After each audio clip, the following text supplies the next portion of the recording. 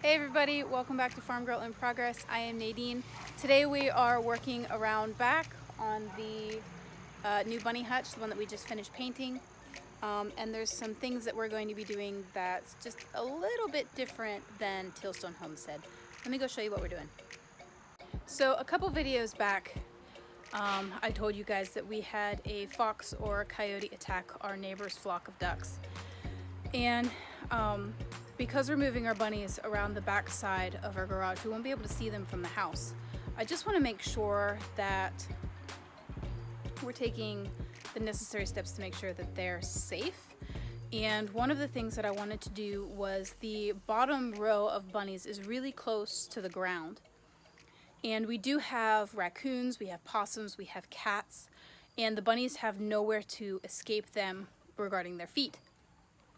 So what I'm doing is I'm putting an extra layer of cage wire on the bottom of the 2x4s, giving the bunnies about 4 inches of space between that bottom layer of wire and the bottom of their cage. And so it'll keep raccoons, possums, anything from getting to their feet, which is really important. So that's what I'm doing. I'm using, here, let me just show you guys. This is the wire that I'm using. It's the 1x1 inch mesh openings. So it has a little bit bigger of an opening to allow poop, debris, hay, anything to fall through. So it's not trapped between the bottom of the cage and this wire. But you see how close the bottom layer is to the ground? I think it's only maybe 1.5 feet, maybe 2 feet at most. So their cage is going to sit right here, and anything can easily get to their feet. So what I'm doing is attaching this wire to the bottom all the way across, and that'll give them this much space between the bottom of their cage and this wire, and nothing can get to the bottoms of their feet. Bunnies are smart. They're not going to stay next to a cage wall where there's a predator trying to get at them. They're going to go to the other side, and so they have enough space in their cage to get away from a predator coming at the side of their cage, but they have nowhere to go to get away from somebody or a predator coming at the bottom.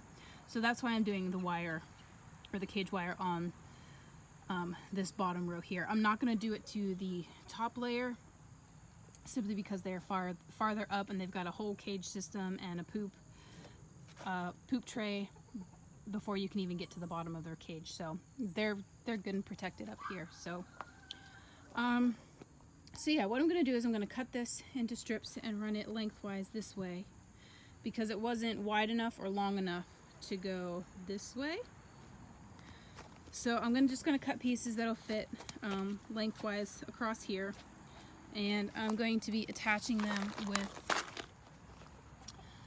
these poultry net staples. They're 3/4 of an inch, and I figured it was just probably the easiest way and most affordable way to attach this wire to the bottom of the cage. So I am going to lay out some cardboard underneath here to lay on, and then we're going to go ahead and start attaching this.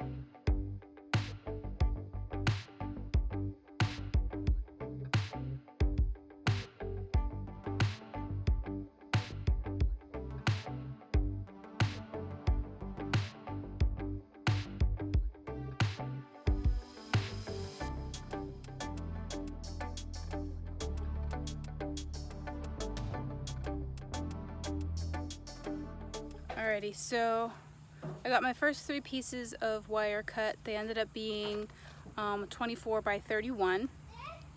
So it's just ever so slightly shorter than the 2x4s are apart, which is fine. That gives me plenty of room to nail them in with these net staples. They look like this. And we're just going to hammer those in. So now that I've got 3 of my pieces done, we're going to go ahead and do that.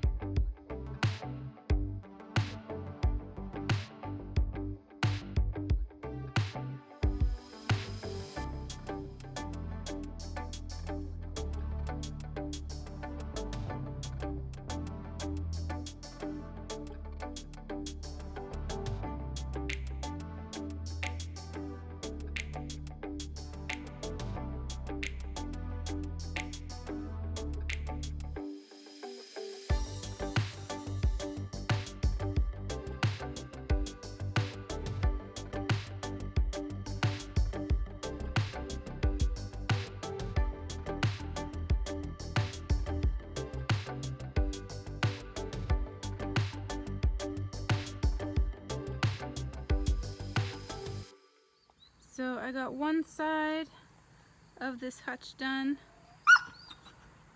There is a little bit of a gap between where the 2 pieces come close, but I'm going to take some cage clips and pinch this closed with the cage clips. That way it's secure where they meet.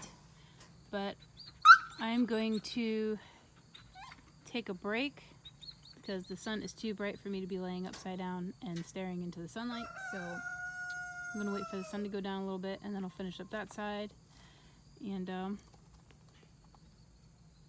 get the bottom of these hutches nice and secure. So this will just make sure that the bottom hutches are nice and secure. Nothing can get to their feet, which is good. And like I said, it was 3 pieces for one side, so it's going to be about 6 of the 24 by 21 pieces of the 1x1 opening cage wire. So altogether it's going to be 12 pieces with this hutch and the other hutch. But it's well worth it in my opinion if my bunny's feet are well protected. So if you guys have any questions regarding this build thus far, go ahead and leave them in the comments below. If you like what you're watching, be sure to hit the like button and subscribe because it really helps out my channel. I really appreciate you guys who like and subscribe all of my videos. And that's about it for today. Thank you guys so much for watching, and remember to grow where you're planted.